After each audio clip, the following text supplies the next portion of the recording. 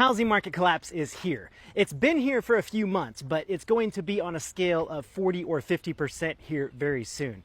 Now, when I first started saying this back in October of 2024, that was pretty early to say it. It was starting, but the big talking heads, like all of these that you see right here, all of the big news organizations, they weren't on it yet.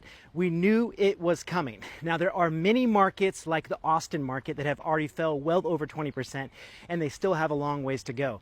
The big shebang that you're waiting for right now, there's a million factors going into this, but the big shebang you're waiting on right now is October 2025. What happens then? Well, right now there are millions of FHA mortgages that are being held together by the fact of the government paying those mortgages. There's a program in place that Biden put in place. That ends in October of 2025. As soon as that ends, we already have FHA mortgages at a 16% delinquency.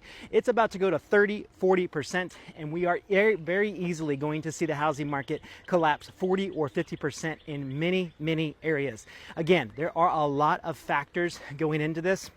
But if you don't want to just go off data, I think the average person can look at the housing market and say, hey, anytime that housing prices double or triple in a very short amount of time, we are very likely to see a price correction, just like you would in the stock market. So if you've been waiting, the time is almost here. They say the housing market ain't on A1 no more. It's about falling off. You feel me? It's a seller's hell, buyer's paradise. A lot of inventory, overpriced, and no one wants to buy. Me, last year, I looked at houses all in Texas, man. I almost got one, but the credit wasn't good enough, and I wasn't going to, you know what I'm saying, not without the credit being good. So, I can see that, man. And, you know, there's all type of problems. People ain't moving out. People overcharging. So, they say it's a 2008 thing coming back. I was a kid in 2008. Well, I wasn't a kid. Well, I was a kid. I was like 13. Yeah. No, 2008. Yeah, I was like 13, yeah. But yes, I ain't really know how to affect me. But hey, man, you got a job, keep your job. You got rent. Make sure you get paid. Terrible breaking news. The banks are literally running out of money. And it doesn't matter that the Fed just lowered interest rates because banks literally don't have money to lend. See, they're tightening their books, cutting credit, and that's why you're seeing all these layoffs everywhere. It's not because of AI. It's because companies can't get loans anymore. And that's what happens right before a depression. We're not heading for a recession. We're heading for a full-blown depression. Mark my words. And here's the kicker. Banks have less cash because people are quite honestly broke. Deposits have been falling for years. Families drain their savings just to buy groceries. Corporations pulled their cash out to buy back their own stock or move it into higher yield funds. So even if interest rates drop, which they have, there's literally nothing left to lend. And Donald Trump, he's only made it worse. He caused inflation with tariffs. He's collapsing healthcare so millions are choosing between food, rent, and medicine. And he's driven out millions of immigrants who, I mean, whether you like it or not, were customers. They bought food, clothes, cars, and kept money moving. And now that velocity is just gone. Meanwhile, the stock market looks great, but it's all fake. Big companies have been buying back their own stock, shrinking supply so that it makes their prices higher. AI companies are built on hype and not results, and investors are just parking money there because there's nowhere else to go. In 2008, though, we had tools to stop this kind of crash. We could cut rates, print money, and rebuild. If you're thinking about selling your house right now or you've been on market, don't do it. Take your house off the market right now. This is a complete buyer's market. This is not a seller's market. I'm helping a client with this strategy now. It's going to save him so much in the long run, and I thought I'd share it with you guys. Next, we're going to do an 80% LTV cash out refi. We're going to pull out all the cash that we can, and we're going to throw long-term renters into our property.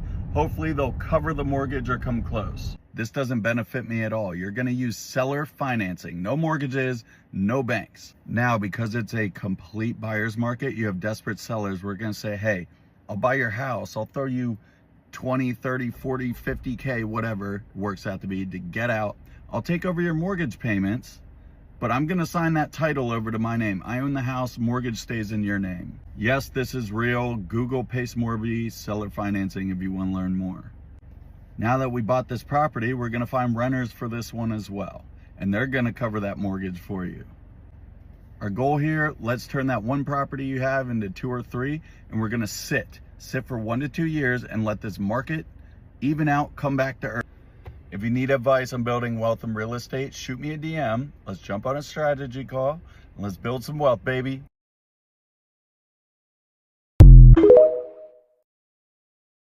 Half of America is house rich and value poor. So I've been seeing reports about a house correction coming, like a price correction coming for the housing market, and folks aren't taking this seriously enough. A wreck is coming. Now, the experts are warning it could be worse than 2008. And folks are still walking around like it's fine, like the house ain't smoldering behind them. People were paying $500,000 for a living room with a closet, and they called that a house. $500,000 to hear your neighbor sneeze through a wall. That wasn't the market, that was group delusion. And now, over half of the homes in America have lost value in just a year. Half of them. That's not a blip. That is a warning for things to come. Because for most Americans, wealth is in their homes. So if your house starts losing value faster than a brand new Tesla coming off the lot, guess what else disappears? Your net worth. And this ain't 2008 where they were handing mortgages out like Halloween candy. This time, it's a little different. You got people locked into low interest rates like a good lease from heaven. They're not moving, they chilling. Those folks like me, I'ma say exactly where I am. I'm sitting like I found a cheap apartment in New York and I refuse to blink or move, which means supply is gonna stay tight. Now, you mix that with investors who came into neighborhoods like a pack of locusts with spreadsheets, buying everything, flipping everything, and chasing comps like it was a video game leaderboard. But they didn't build communities. They built price explosions. The housing market in America is set up like a Jenga tower. It's built on receipts and bad decisions. And everybody is smiling, pretending it's sturdy, but one false move and the whole thing is gonna fall down. So yeah, prices are coming down on houses, but it ain't gonna help you if you already overpaid. So the market isn't correcting, it's waking up. And a lot of people are gonna learn the difference between buying a home and paying top dollar for somebody else's profit.